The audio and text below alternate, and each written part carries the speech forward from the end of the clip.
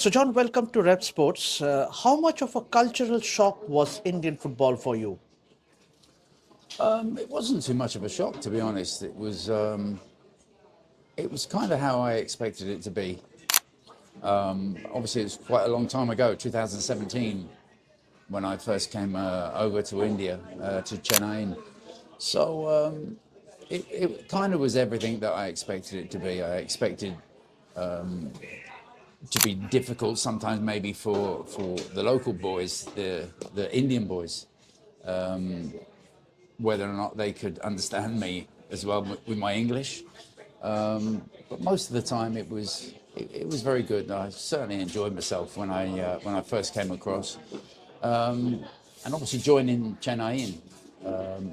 At that time, they'd had a couple of good years, so there was a good fan base in Chennai. A lot of fans were coming to the games, and we were averaging sort of 14, 15,000 every home game, and occasionally we got up to sort of 19, 20,000 when we played some of the local rivals like Kerala, when Kerala came to town, and when ATK came to town, and obviously when Bengaluru came. The size of the crowd suddenly went up a little bit. So it kind of was everything that I expected it to be. Chennai is much more a cricket city, but football fans really took you to their hearts there.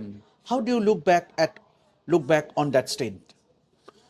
Well, I mean, I look back with very fond memories. It obviously helped being so successful in my first year there. Yes, it's a cricketing city, and the whole of the country is obviously obsessed with cricket. So that was a difficult thing, I think, trying to introduce football to a cricketing nation. But some of the clubs were successful with it. Some of the other clubs were not quite so successful. They didn't get the fan base that they were looking for. Mumbai, in particular, stands out, and Delhi stands out. Two clubs really that didn't get the fans inside the stadiums to watch the football. And I was quite shocked. I think when we went to Delhi, we played in a stadium at Delhi, must have held 60 or 70,000 people. And they had about 1,500 people there watching the game. So that was difficult, I think, for some of the teams that were there initially in the ISL, to try and get cricket-loving supporters to come and watch the football match and support the football.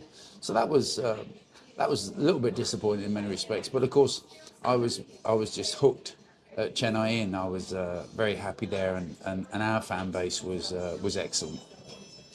Given the mess in Indian football right now, what key points would you illustrate to fix it? Is there even a fairly quick solution?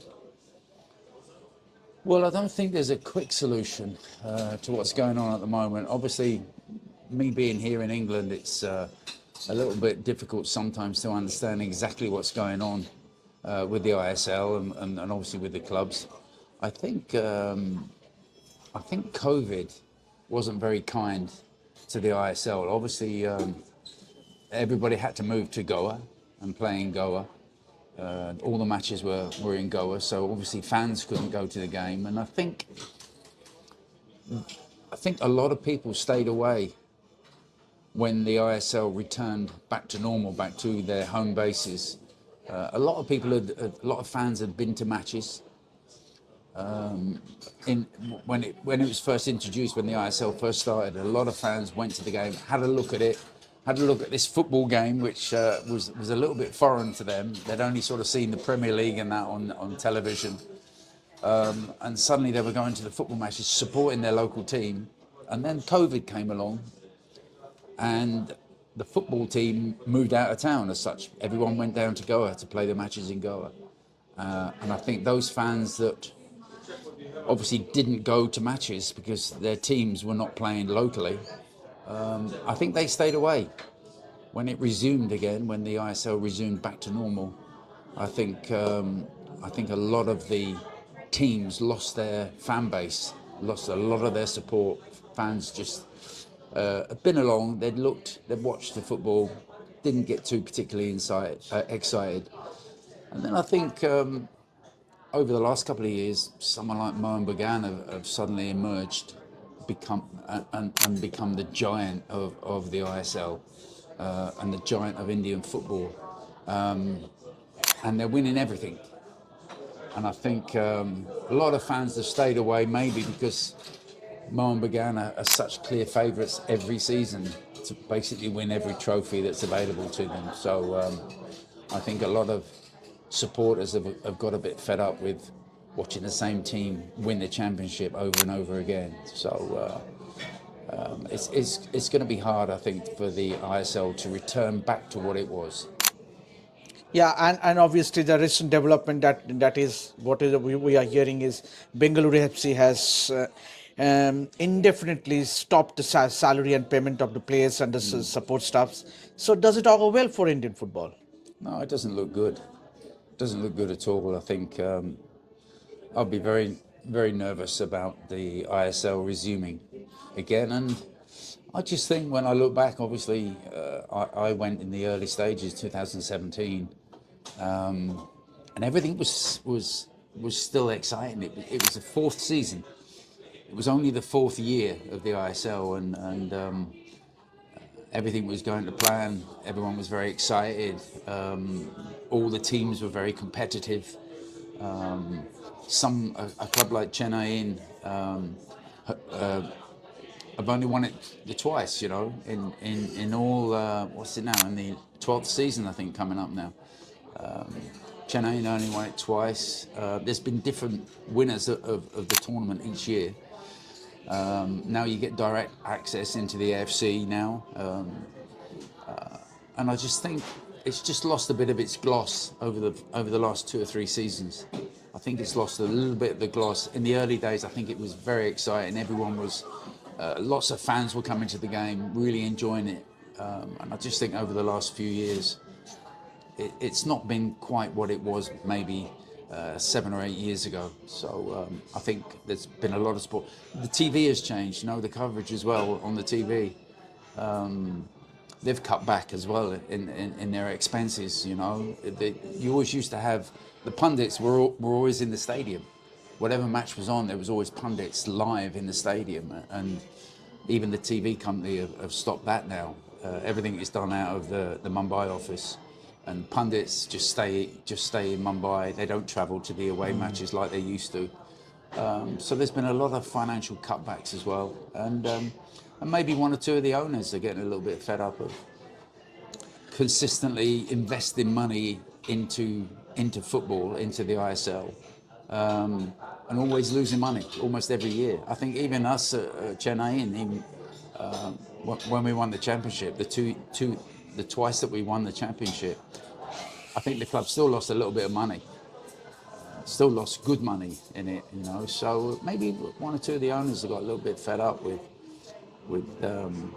losing money each season. So you see, obviously in Europe and certainly in England, there's vast amounts of money to be made if you're a successful football team. Last season, Sunderland got promotion. They won the playoff final. And that particular match, winning that particular match, was worth over £200 million to the club. Guaranteed £200 million by getting promotion into the English Premier League. They will get that money over the next 2 seasons. They will get over £200 million in television revenue. It's an enormous amount of money. So I think in the Indian Super League, they're not able to do that, but they should be able to do that if it's run correctly. Yeah. John, talking about the dominance of Mohun Bagan, it's obviously now it's Mohun Bagan Super Giants. Yes. What do you reckon that is the difference between Mohun Bagan Super Giants and the other ISL teams? What is the difference? What has led to Mohun Bagan Super Giants' success compared to other ISL teams? Well, I think they've invested a lot of money in players. They've just bought the best players. It's something that clubs here in England, obviously, when you're always competing with like the Liverpool, Arsenal, Manchester United, Manchester City in particular, you're always dealing with clubs that have a huge revenue and they spend it on the team. They spend a lot of money on the team, and I think Mohun Bagan have done that. They've basically bought the best players.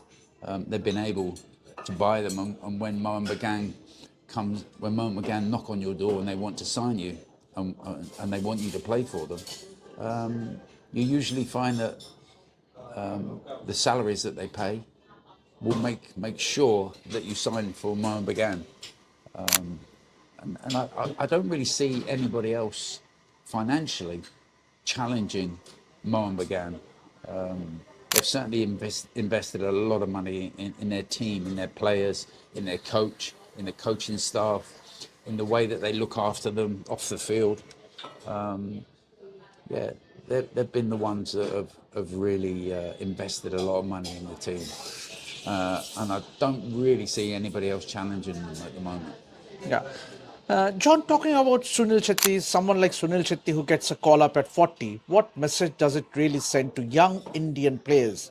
Do they get enough exposure or more of them need to take chance and try to move abroad? Moving abroad is always going to be difficult. I think we've seen with one or two that have tried to go to Europe and have found the step up is too big a step. And I think it's there's a chance for youngsters in India, regardless of what happens now to the ISL. I still think there's a chance for young footballers, and I think young footballers are realising the financial potential of a career in Indian football, because it probably wasn't there before. Before the ISL came along, there wasn't really huge financial benefits. And I think mums and dads would prefer their sons to be doctors or dentists or have a proper job, as my dad would always call it. And I think they didn't particularly want their son to go into football. It was too much of a risk, a financial risk, to try and be a footballer and possibly not earn the kind of salaries that they can earn today. So from that point of view, I just hope that the ISL gets itself back together, because the national team as well need to do well. The Indian national team over the last 15, 20 years really have struggled, to make their mark on the world stage. Still haven't qualified for that World Cup. Somebody's going to do it one day. I think it's going to take a little bit longer for India to qualify for the World Cup. There's still a long way to go yet. But the young players that are emerging in India at the moment, I think augurs well for the future. And a word on Sunil, means getting a call up at 40 years, means what message does it really send to young Indian players? Well, I think he's 40 now, yeah? 40 years, My yes. goodness me. I think, you say send out a message to the youngsters. I think he's also sending out a message to the older ones as well. Some of the 35-year-olds that if you look after your body and look after your health and work hard and continue to work hard on the training ground, you can still keep playing. And Sunil has, each season I'm expecting him to finish and never play again, but he keeps putting them boots on, ready for a new season, ready to go again. And he certainly has certainly been very impressive for Bengaluru. In the last few years, he's been extraordinary. And long may it continue. Yeah. John, obviously, did you ever get the feeling as a player that your timing was slightly off? You were at Villa before the glory years, at Brighton before they got to the cup final, and then had spells taking both QPR and Derby back to the first division. Any regrets looking back? Always. There's always regrets. There's always moments when you think, maybe I shouldn't have done that. Maybe I should have stayed there a little bit longer. There's always been regrets. We got to the FA Cup final in 2000 and we lost 1-0 to Chelsea. And I look back on that and it sometimes keeps me awake at night, thinking that maybe I should have been a little bit more offensive. I should have maybe just been a bit more offensive in my team selection on that day, and my tactics maybe in the second half. I should have put on an extra forward to try and get back into the game. But yeah, there'll always be many regrets. And my second season in Chennaiyin was not as good as my first season. So I look back on that, and I did one or two things there that I wished I hadn't have done.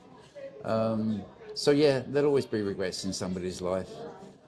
Nothing's ever perfect, as much as you want it to be. So yeah, I certainly look back at my time in India though, but with happy memories certainly of my period with Chennai. We had a great time. We had a great set of lads, and obviously the owners were brilliant. Vita Dani, Abhishek Bachchan, they looked after me exceptionally well, and I always think of them. I still keep in touch with them as every now and again. So yeah, let's just hope that the ISL gets their act together, and we start seeing the boys back in the training ground. Obviously, you played every outfield position on the pitch for Villa. You think that sort of thing will ever happen again? Possibly not. No, it's. I was very young at the time, and I just wanted to play. And when the coach would say, "Can you play left wing?" I'd say yes. Can you play right back? I'd say yes. I never had any problems playing out of position. I wouldn't have played the amount of games that I played had I not been so versatile. So no, I don't think that will happen very often. People think of Sir Alex, Man United and the treble when they think of the 1998, 98, 99 season. But it was your Villa team that topped the table at New Year. Yeah. What went wrong after that for you to finish sixth? We lost one of our defenders, Hugo Ekiog. He was a big loss to us at that particular time. Obviously, he's since passed away, bless him. He was a very young man. But I remember him getting injured and being out for a while. And we had one or two other injuries in the team which didn't help. Dion Dublin had a nasty injury. And I suppose my lack of experience at that particular time. I was up against Sir Alex, of course, up against Arsene Wenger, up against Luca Vialli at Chelsea, and then Claudio Ranieri came in. So I was still a little bit green, but we had a good start to that season, and over the Christmas period, as you say, we were top of the league. And we went into the new year top of the league, and we just fell away a little bit towards the end. But really, it was down to losing one or two crucial players in crucial positions. But we qualified for Europe, and obviously had a couple of good runs in the UEFA Cup.